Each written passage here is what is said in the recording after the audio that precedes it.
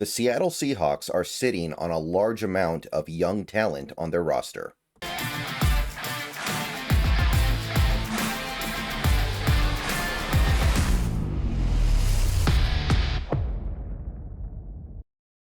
What's up, everybody? Happy Wednesday. Hope things are going well for you. And ESPN released a fun little article yesterday that I thought we'd take a little bit of a look at because, unlike a lot of what ESPN does, this one singles out the Seattle Seahawks in a positive way.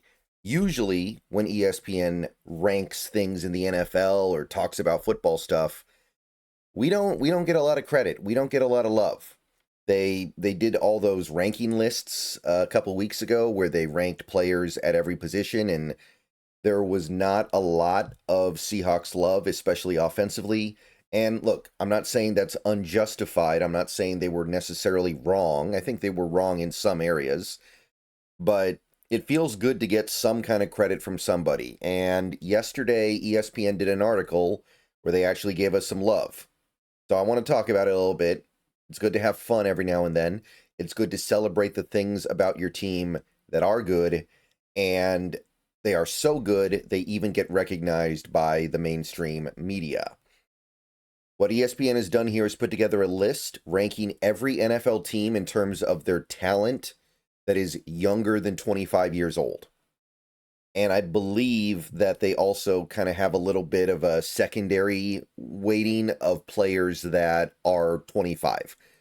It's basically, how good are things with your young players right now? How are you looking in terms of your young talent? Where is the future of your team headed? If you have a lot of old players, it's probably pretty bad. If you have a lot of young players, the future is bright, theoretically. The young players also have to be good or potentially good, but that's kind of goes without saying. So we're going to take a look at this. First, though, please like this video if you haven't already. Subscribe if you're new. Click the bell for notifications. Become a channel member for $2 a month. Those are the best ways to support the channel. And we all know what team is going to be at number one here because ESPN has put this team at number one for now 3 straight years. And it's not hard to understand why. The Houston Texans, they own the number one spot. They are 3 in a row now. That's what happens when you hit on some really high, really valuable draft picks. CJ Stroud, Will Anderson, Stingley. Now Stingley, considered to be one of the best. And anyway, this is what I was talking about earlier when I said they have kind of a subcategory, graduated players, which I think is just players that just turned, which is kind of a weird way to phrase it, I think. I don't know why you wouldn't just say, let's look at also players that are 25 or 26 and rank them not as heavily, but still take them into consideration. Because usually when you're 25 or 26, you're not considered to be in your prime yet, unless maybe you're like a running back. I don't know, but however they did this, Houston's number one, and it's pretty clear why. Seattle is number 2, people. And this is up 8 spots from where they were in 2024. Pretty good. I mean, there's only one way to beat number 2. The only way to beat number 2 is to be number 1. Couldn't pull that off, but we got as close as you can. And let's read through this little segment to understand why. First, they list out some blue chip players, which right away I got to stop them. We've got Devin Witherspoon, sure. JSN, right? Byron Murphy II, but no Charles Cross. In what universe does Byron Murphy II, who has only been in the league for 1 season and only played adequately? Like, I know there were a lot of caveats with Byron Murphy, but he certainly didn't do anything over the top, is here, but there's no Charles Cross. Maybe Charles Cross just turned 25 recently, and I forgot about it, but I'm pretty sure he's 24. I'm pretty sure the guy is 24 right now. In what universe is he not a blue chip player, but Byron Murphy is? So I don't know what's up with that. I understand that Murphy is younger. I think he's 22 right now. And I understand that one thing that ESPN did with this list that I like is they kind of scaled things. A 21-year-old who looks really good is more valuable than a 24-year-old who looks really good because the younger player might get better, more likely than the older player. I get that. And I agree that Murphy is going to get a lot better this year and should get better next year and probably the year after as well, because that's how football's supposed to work. Don't really understand why Charles Cross isn't here. And then you have no notable graduated players, which I don't know. I don't know. I feel like they're missing some stuff here. Like, if you're going to put Byron Murphy here, then where's a guy like Reek Woolen?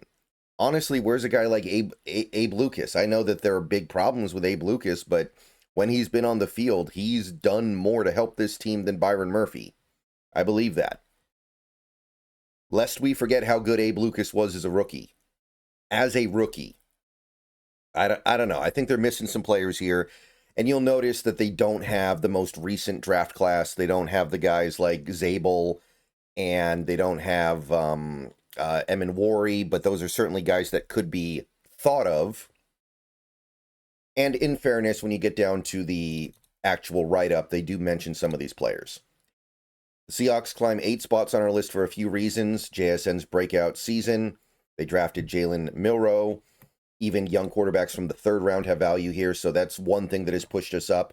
We now have a young quarterback that has potential. And third, they added a whole year of draft picks without having any important players age out of consideration for this list. So that implies to me that they didn't disclude Cross because he's 25 now. And like I said, I was pretty sure Cross is still 24. Last I checked, he's 24. So that implies that they just don't think he belongs in the blue chip category. I think he deserves it more than Murphy.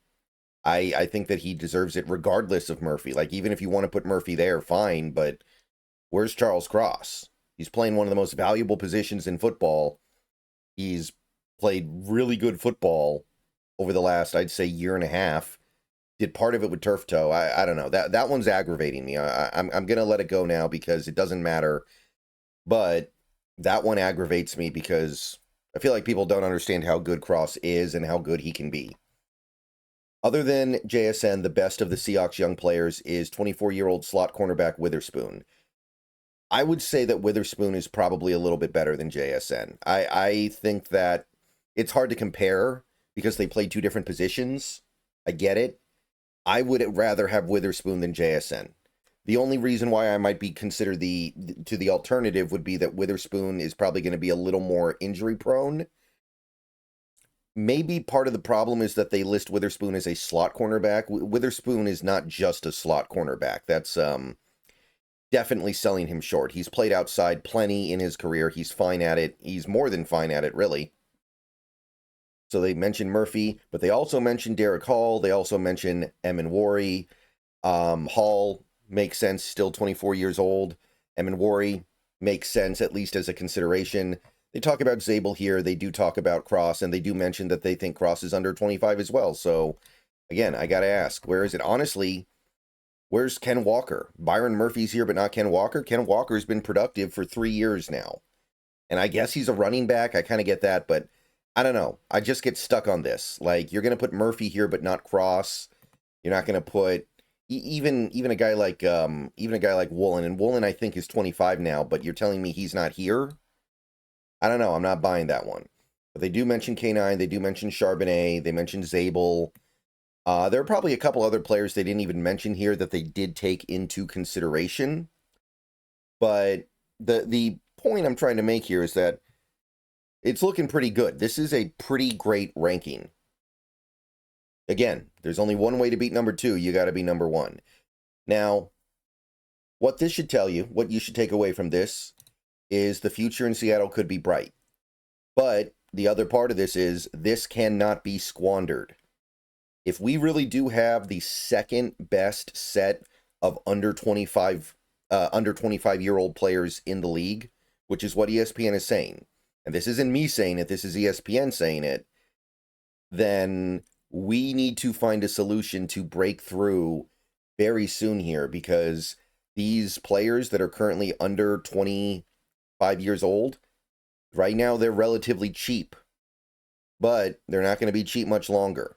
We got a bunch of them that could get paid anytime here. We got a bunch of them that are probably not going to be here that much longer because we can't keep everything, right? Let's say Derek Hall has some monster season this year or next season. Is he going to be here? Probably not, especially if we bring back Mafe, or maybe Mafe's the guy we sacrifice. If Nick Emenwari has a monster first 3 or 4 years of his career, is he going to be here beyond that? I hope so. I think so. But I also am aware of the fact that JSN's a year away from getting paid a lot of money. We're going to lose some stuff. So we got to win now. We also need to work to secure as much of this as possible. And some of these players can't do nothing with them. You can't extend Witherspoon. You can't extend JSN.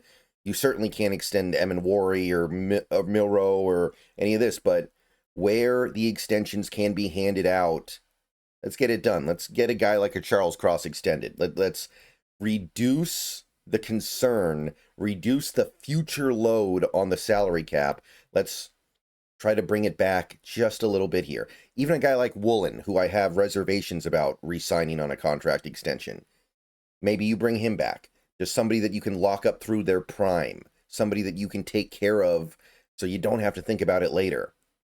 And this also speaks to the vital importance of finding a quarterback who can play at a high level very soon. If it's not Sam Darnold, you've got, you hope, one more chance to find the guy, which right now you assume it's Jalen Milrow, but maybe by the time we get there, we'll have picked somebody else. I don't know.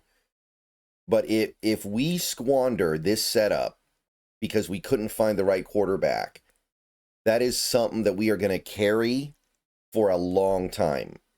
If things are truly this good in Seattle, and I don't know if it's actually second, but it's a very, very good setup we have with these young players. Do not mess it up. You got to either find a way to get it done with Sam Darnold. I don't think you're going to win. I don't think you're going to get it done because of Sam Darnold, but you can get it done with him. Clearly, he's clearly good enough to do that. You can win games with him. I mean, a team did last year, so I know it's possible. And failing that, you got to hope that Milrow figures it out quickly and hits quickly. All right. That's, hey, that's the nicest thing ESPN has said about us in a while. And just for fun, while we're here, let's scroll through the rest of this list here, feel things out. I want to find our division rivals here, just to get a feel for how far ahead we are in this category compared to our division rivals. We have scrolled through almost half the list now. There are no other NFC West teams. Yeah, that's right. They're all in the bottom half. We got to get all the way down to the LA Rams. LA Rams at 18. Jared Verse, Puka. And then they've got a few guys that fell out of the under 25 category. Avila, Fisk, Kyron Williams. I mean, that's a pretty good setup of young players, right? But still, and yet, regardless, they're not even top half. Cardinals, next. They fell 13 spots from last year because of all the players that are now above 25.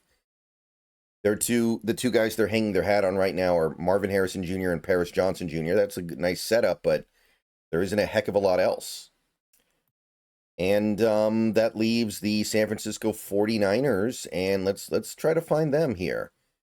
Yeah, I don't think it's a great secret that the Niners are not flush with young talent right now, but yeah, it's looking bad. They don't have them listed with a single blue chip player. They do have a couple of nice players that have recently turned 25. Purdy, Pooney, Jair Brown. That when they're trying to find players that are worthy of note here, they've got Malik Mustafa, who I think is still recovering from a pretty big injury. D. Winters, Renardo Green, Ricky Pearsall. Like, these guys have done some stuff, right? These guys have done a little bit in this league, but they pale compared to what some of our young players have accomplished in this league already. And it really does highlight how much this team is depending on older veteran players. Trent Williams, like even somebody like Bosa is not that young anymore. Kittle, probably at the very end here. They do got Michael, who I like a lot, but you can see how much better things are set up for the Seahawks over the next several seasons compared to our NFC West rivals. So let's keep it that way, and let's take advantage of it while it's happening. We can win now. We can win over the next couple years. With this kind of young talent, we should get there. See you guys later. Go Hawks.